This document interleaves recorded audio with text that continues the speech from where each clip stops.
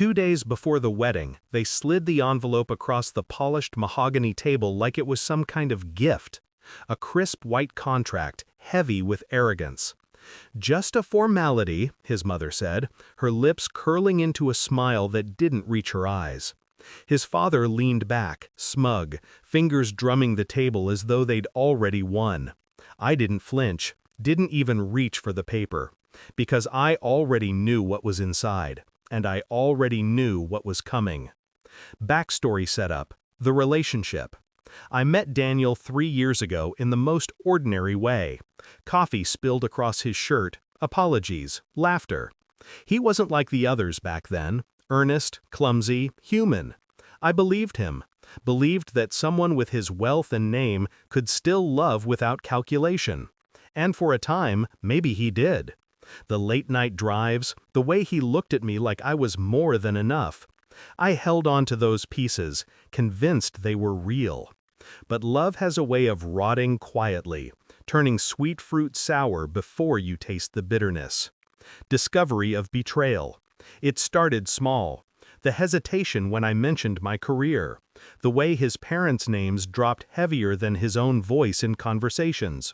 And then, the phone call I wasn't meant to overhear. "Don't worry," he told his father. "Once she signs, she'll have nothing. It's just protection." Protection, as if I were a thief waiting in the wings. That was the night something in me shifted. The tears came first, yes, but grief didn't last. What replaced it was colder, sharper. I didn't confront him, I didn't scream, I didn't beg. Instead, I listened, I memorized, and I planned. Shift in mindset, strategic planning begins. They thought I was a charity case, clinging to his fortune like a drowning woman to driftwood. What they didn't know was that I had already built my own empire, quietly, discreetly. 7 million in assets, a lawyer who'd been on retainer for years, a patience most people mistake for weakness.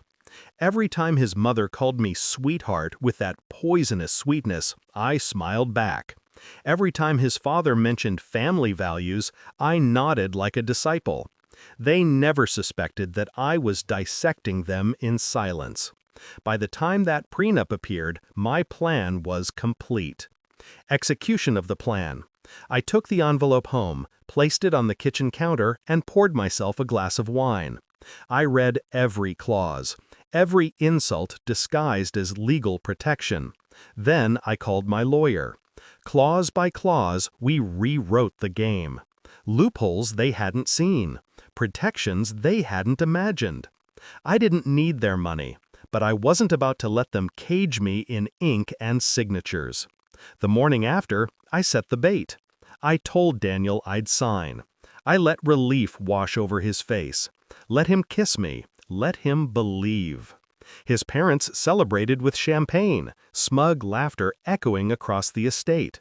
But behind closed doors, my lawyer filed the counter-agreement, a binding amendment, ironclad, hidden until the moment it would matter most. Climax and confrontation.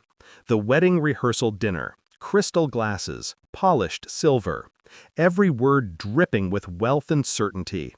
His parents clinked glasses, eyes flicking to me as though I were already conquered. That's when I stood, calm, steady, every eye on me. "I signed your prenup," I said, and added a few adjustments of my own. Confusion rippled across their faces. His mother's smile faltered. His father leaned forward, frown deepening. Daniel looked at me like I'd spoken another language. I laid the document on the table. Not their version, mine. The assets you feared I'd steal? Protected. The inheritance you worried over? Untouched. But, I paused, savoring the silence, should Daniel ever breach fidelity, or should your family attempt to coerce or defraud me, the penalties are substantial. 7 figures substantial. Gasps. A wineglass cracked in someone's grip. His mother's face drained of color. His father's smugness evaporated, replaced with rage barely held in check. And Daniel Daniel looked small for the first time, shrinking under the weight of my calm. "I never wanted your money," I said, my voice slicing through the tension. "But I will never be your victim." Resolution and emotional release. 2 days later, there was no wedding. The invitations were retracted with whispers and scandal.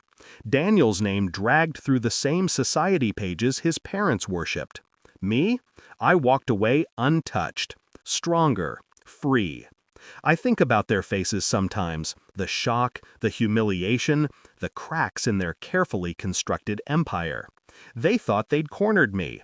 They thought I was powerless. But power isn't always loud. Sometimes it's silent, patient, waiting for the perfect moment to strike. And when it does, it erases smiles that were never real to begin with.